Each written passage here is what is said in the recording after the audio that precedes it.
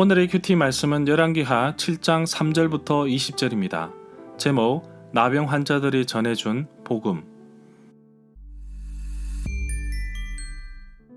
먼저 앞뒤 문맥을 살펴보겠습니다.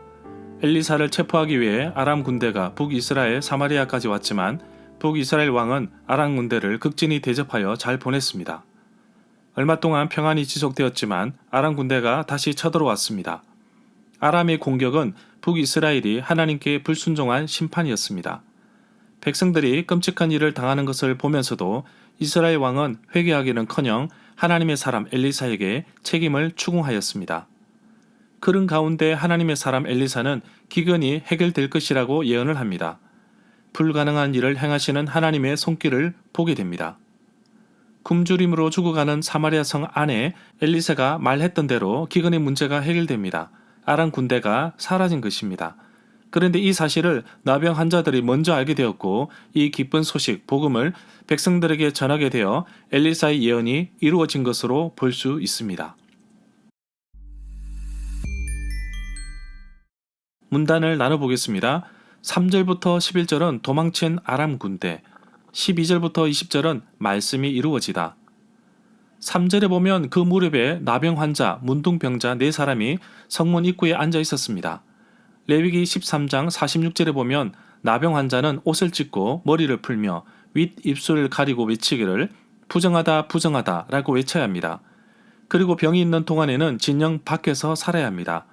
나병 환자들이 살고 있던 곳은 아람 군대뿐만 아니라 이스라엘 사람들도 가까이 접근하지 않았던 곳입니다. 4절에 보면 솔직히 나병 환자들은 더 이상 잃을 게 없는 사람입니다. 그러니 아람 군대 쪽으로 가보려고 한 것입니다.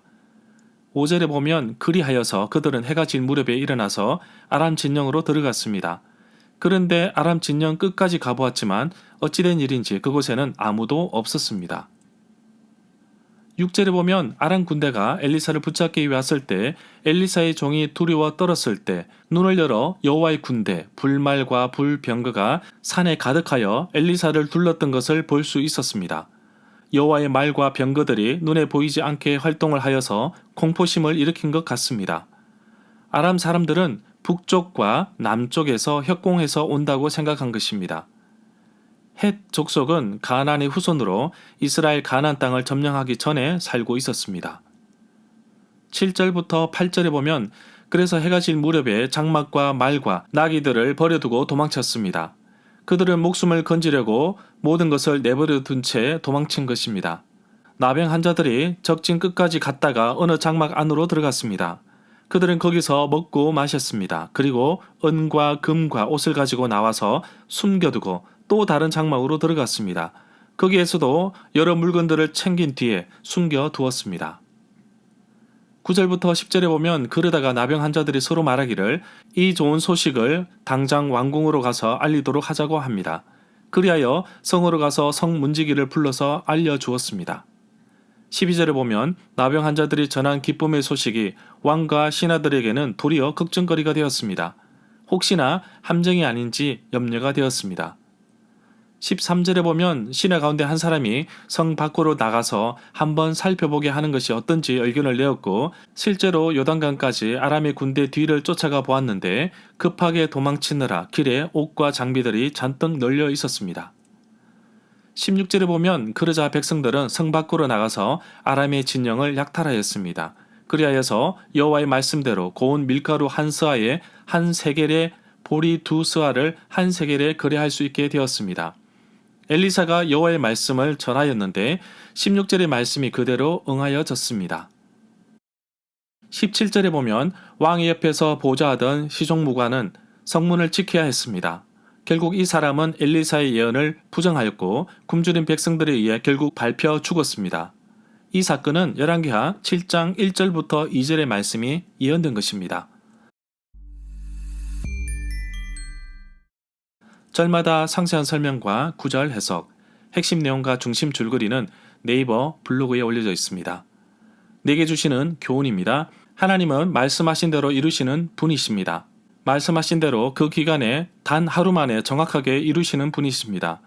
그러나 나 스스로가 하나님께서 하실 일을 신뢰하지 못하고 의심하고 기다리지 못하여 안절부절하는 모습을 보게 됩니다. 나의 삶에 이런 모습이 사라지기를 원합니다. 하나님이 일하십니다. 지금은 하나님이 일하실 때입니다. 나병 환자들은 이미 공동체 속에서 버림받아 살아가는 사람이지만 그들을 버렸던 사람들을 생각하며 기쁜 소식을 전해줍니다. 예수님은 이렇게 소외된 자들에게 먼저 다가오시고 이들에게 구원의 기쁜 소식을 전해주십니다. 나병 환자가 아니더라도 누군가 이 기쁜 소식을 전해야 했습니다. 그래야 사마리아 사람들이 기근에서 벗어날 수 있었습니다. 복음을 전하는 것에는 직분, 계층, 나이 구분이 없습니다. 누구나 그리스도인이라면 감당해야 합니다.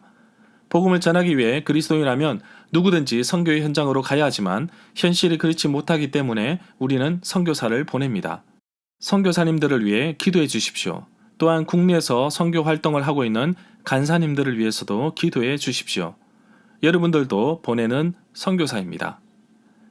하나님이 일하셨습니다. 밤새 아람의 군대를 몰아내시고 기근의 문제를 단 하루 만에 해결하신 분이 하나님이십니다.